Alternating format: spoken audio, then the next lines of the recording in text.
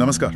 आज हम एक बहुत ही दिलचस्प किताब पीटर थिल की 0 to 1 इस पर लिखी गई एक समीक्षा का विश्लेषण करने वाले हैं। जी हमारे पास ये समीक्षा है और हम कोशिश करेंगे कि इसके जरिए किताब के जो मुख्य आइडियाज हैं, जो तर्क हैं और जो इनसाइट्स हैं उनको समझें। हाँ, खास तौर पर स्टार्टअप्स और इनोवेशन के नजरिए से, है ना। और देखेंगे कि ये समीक्षा पीटर थिल, उनके कॉन्सेप्ट्स और किताब की आज की रेलेवेंस के बारे में क्या कहती है। जी हाँ, और शुरू करने के लिए शायद पीटर थिल के परिचय से ही शुरू करना सही रहेगा। हाँ बिल्कुल। कौन है पीटर थिल? देखिए, समीक्षा साफ बताती है कि वो सिर्फ कोई लेखक नहीं है। वो सिलिकॉन वैली के, आप कह सकती हैं, एक दिग्गज हैं, बहुत सफल उद्यमी और वेंचर कैपिटलिस्ट। अच्छा।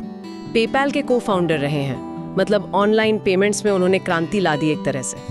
पेलेंटियर टेक्नोलॉजीज बनाई जो डेटा एनालिसिस में बहुत बड़ा नाम है, और फेसबुक के बिल्कुल शुरुआती निवेशकों में से थे। तो ये दिखाता है कि वो भविष्य को कितना अच्छा पहचानते हैं। हाँ, और ये जो अनुभव है, ये जो उनका बैकग्राउंड है, यही शायद वो आधार है जिसकी बात समीक्षा भी कर रही है ना। बिल्कुल। तो उनका ये जो जमीनी अनुभव है बिजनेस और टेक्नोलॉजी का, यही उन्हें स्टार्टअप्स और इनोवेशन जैसे मतलब मुश्किल विषयों पर एक अथॉरिटी के साथ बात करने का हक देता है। सही बात है। ये सिर्फ थ्योरी नहीं है, ये वो सबक है जो उन्होंने खुद सीखे हैं। और समीक्षा कहती है कि इसीलिए जब थिल कुछ कहते हैं तो स्टार्टअप वर्ल्ड सुनता है, ध्यान से सुनता है, भले ही उनके विचार थोड़े अलग ही क्यों ना लगे। बिल्कुल। चलिए तो फिर सीधे किताब के जो सेंट्रल आइडिया है, जो उसके टाइटल में ही है, 0 to 1, उस पर आते हैं। समीक्षा इसे कैसे समझाती है? ये 1 to n से अलग कैसे है? हाँ, ये बहुत जरूरी पॉइंट है। समीक्षा इसे काफी क्लियरली बताती है। देखिए, 1 to n का मतलब है ग्लोबलाइजेशन। ग्लोबलाइजेशन, हाँ, मतलब जो चीजें पहले से काम कर रही हैं, अच्छी चल रही हैं, उनको लेना और उनकी नकल करके फैलाना। अच्छा, जैसे मान लीजिए कोई सफल रेस्टोरेंट है तो उसकी और ब्रांचेस खोलना, या कोई टेक्नोलॉजी एक देश में सफल है तो उसे दूसरे बाजारों में ले जाना। ये भी ग्रोथ है, पर इसमें कुछ नया नहीं बन रहा। तो ज्यादातर बिजनेस तो शायद यही करते हैं, मतलब जो है उसे बेहतर बनाओ, सस्ता करो, ज्यादा लोगों तक पहुंचाओ। बिल्कुल सही। ज्यादातर बिजनेस इसी 1 to n मॉडल पर चलते हैं, लेकिन समीक्षा कहती है कि थिल का असली फोकस, उनकी किताब का निचोड़ 0 to 1 में है। 0 to 1? हाँ, जिससे वो टेक्नोलॉजी या असल इनोवेशन से जोड़ते हैं। 0 to 1 का मतलब है कुछ ऐसा करना जो पहले हुआ ही नहीं। अच्छा, बिल्कुल नया। बिल्कुल नया, शून्य से शुरू करके कुछ मौलिक बनाना। कोई एकदम नई टेक्नोलॉजी या कोई नया बिजनेस मॉडल या किसी प्रॉब्लम का बिल्कुल नया सल्यूशन। समीक्षा जोर देती है कि थिल के हिसाब से असली तरक्की, समाज में बड़ा बदलाव इसी 0 to 1 वाले रास्ते से आता है। ये तो काफी इंटरेस्टिंग है। तो समीक्षा का कहना है कि किताब बेसिकली ये तर्क दे रही है कि हमें कॉपी करने के बजाय क्रिएशन पर ज्यादा ध्यान देना चाहिए। जी हाँ, बिल्कुल। समीक्षा का सार यही है कि असली वैल्यू तब बनती है जब आप कुछ नया बनाते हैं, ना कि जब आप सिर्फ पुरानी चीजों को ही चमकाते रहते हैं। ये सोच में एक बड़ा बदलाव है। ठीक है, तो ये 0 to 1 वाला जो विचार है, इसे थोड़ा और समझते हैं। समीक्षा किताब से कुछ खास लर्निंग्स निकालती हैं। उनमें से एक जो शायद सबसे ज्यादा बहस खड़ी करती है, वो है मोनोपोली, यानी एकाधिकार को लेकर थिल का नजरिया। समीक्षा इस बारे में क्या बताती है? हाँ, ये पॉइंट काफी ध्यान खींचता है, क्योंकि ये जो हमारी पारंपरिक सोच है बिजनेस को लेकर, उसके बिल्कुल उलट है। हाँ, हम तो सोचते हैं कंपटीशन अच्छा है। बिल्कुल, हम मानते हैं कि कंपटीशन से ग्राहकों का फायदा होता है, इनोवेशन होता है। लेकिन समीक्षा बताती है कि थिल का तर्क ये है कि बहुत ज्यादा कंपटीशन, इंटेंस कंपटीशन, वो एक्चुअली कंपनियों को खत्म कर देता है। खत्म कर देता है? हाँ, उसमें प्रॉफिट मार्जिन लगभग 0 हो जाता है। कंपनियां बस किसी तरह जिंदा रहने के लिए लड़ती रहती हैं, और उनके पास बड़े लंबे समय वाले गोल्स या फिर रिसर्च एंड डेवलपमेंट के लिए न तो पैसा बचता है, न ही इच्छा शक्ति। तो थिल का मोनोपोली को सपोर्ट करना सिर्फ प्रॉफिट के लिए नहीं है। समीक्षा इसे कैसे देखती है? समीक्षा इस बात पर जोर देती है कि थिल के लिए ये सिर्फ मुनाफे की बात नहीं है, ये समाज की तरक्की से भी जुड़ा है। अच्छा, हाँ, कैसे? उनका तर्क, जैसा समीक्षा बताती है, ये है कि केवल एक मोनोपोली, मतलब एक ऐसी कंपनी जो अपने फील्ड में इतनी अच्छी है कि उसका कोई सीधा कॉम्पिटिटर ही नहीं है, वही बड़े रिस्की इनोवेशन में पैसा लगा सकती है। ऐसे इनोवेशन जो सच में दुनिया बदलते हैं। ये वो कंपनियां हैं जो अपने कर्मचारियों को अच्छी सैलरी दे सकती हैं, भविष्य की टेक्नोलॉजी पर काम कर सकती हैं और नैतिकता के बारे में सोच सकते हैं, क्योंकि वो रोज की गला काट कंपटीशन वाली रेस में नहीं फंसी हैं। हाँ, ये बात तो है। और समीक्षा शायद ये भी पॉइंट आउट करती है कि थील जिस मोनोपोली की बात कर रहे हैं वो इनोवेशन से मिली हुई बेस्ट परफॉर्मेंस पर आधारित है, ना कि सिर्फ मार्केट पर कब्जा करके या नियमों के सहारे। ये सोचने का एकदम ही अलग एंगल है और ये शायद किताब की एक और सीख से जुड़ता है जिसकी बात समीक्षा करती है, लंबी अवधि की सोच।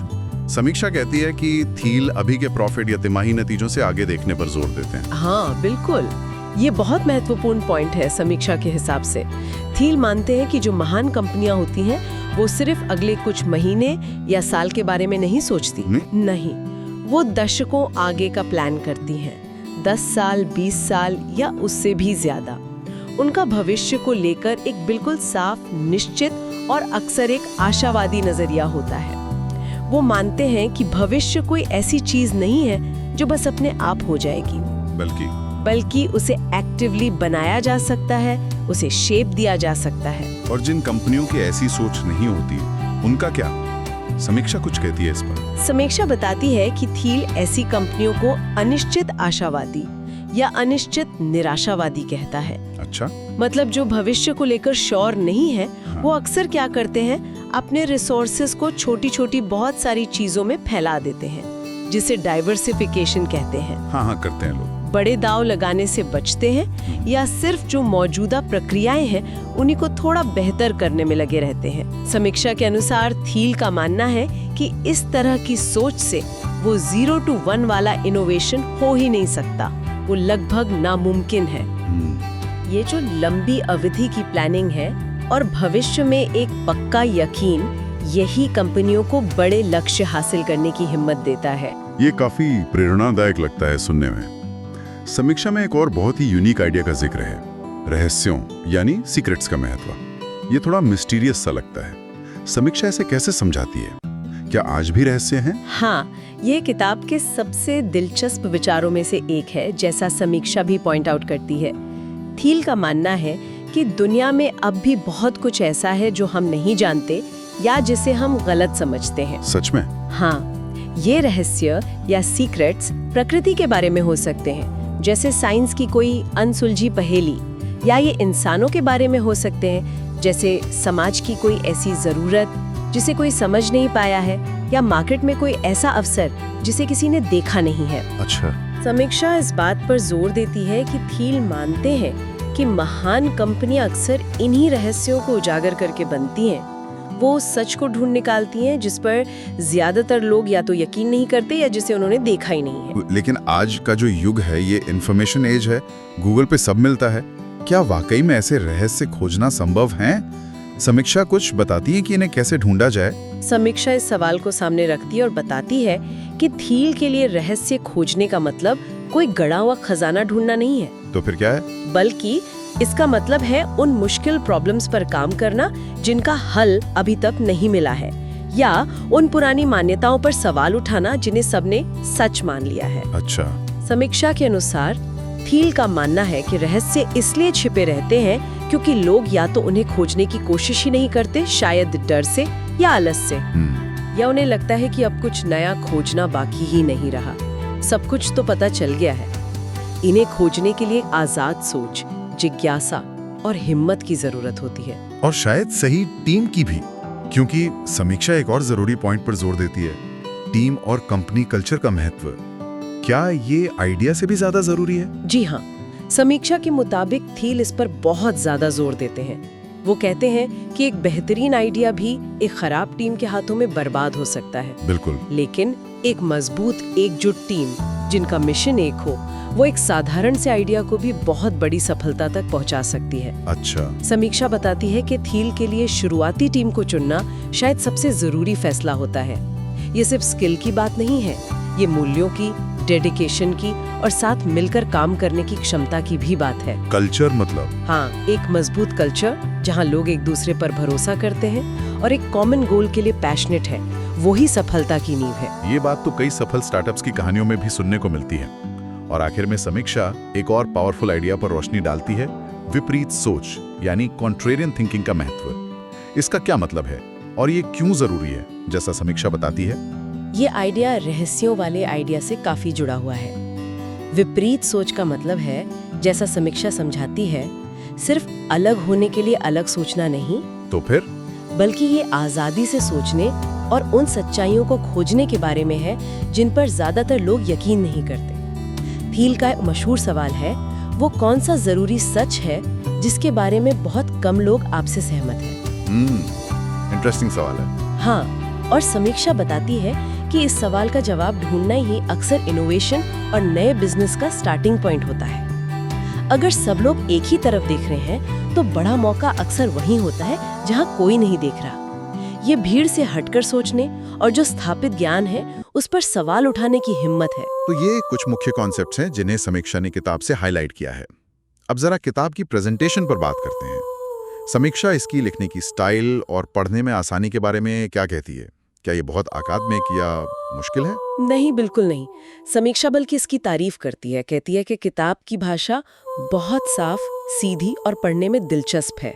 अच्छा। थील ने मुश्किल और नॉन कन्वेंशनल आइडियाज को भी बहुत आसान तरीके से समझाया है। समीक्षा के अनुसार वो बहुत सारे ठोस उदाहरण, कहानियां और उपमाएं, मतलब एनालॉजीज इस्तेमाल करते हैं। इससे पढ़ने वाले इन कॉन्सेप्ट्स को आसानी से समझ पाते हैं और उनसे जुड़ पाते हैं। ऐसा लगता है कि किताब को जानबूझकर आम पाठकों के लिए लिखा गया है, न कि सिर्फ एकेडमिक या टेक्निकल एक्सपर्ट्स के लिए। इसका मतलब है कि इसे पढ़ना आसान होना चाहिए? समीक्षा तो यही कहती है। उसका कह रहा है कि अगर किसी की बिजनेस, टेक्नोलॉजी या सिर्फ नए विचारों में थोड़ी भी दिलचस्पी है तो उसे इसे पढ़ने में मजा आएगा और कोई खास मुश्किल नहीं होगी। ये विचारों से भरी है लेकिन भारी नहीं है। तो फिर ये किताब मुख्य रूप से किन लोगों के लिए सबसे ज्यादा फायदेमंद है? समीक्षा इसके टारगेट ऑडियंस के बारे में क्या बताती है? समीक्षा कुछ खास ग्रुप्स बताती है।